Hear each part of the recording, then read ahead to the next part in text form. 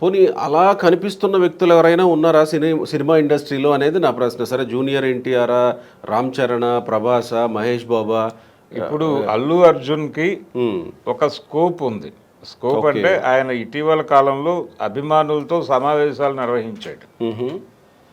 నిర్వహించి వాళ్ళని కన్సాలిడేట్ చేయటం అనే కార్యక్రమం మొదలుపెట్టాడు. ఆయన అల్లు ఆర్మీ అంటున్నాడు వాళ్ళని.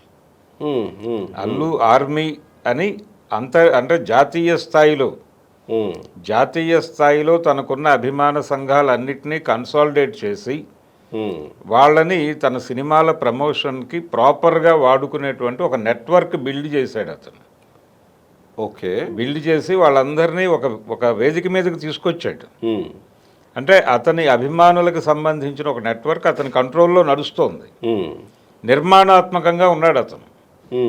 అలా నిర్మాణాత్మకంగా ఉన్నటువంటి ఇంకొక హీరో కనిపించట్లేదు ఇప్పుడున్నటువంటి హీరోల్లో.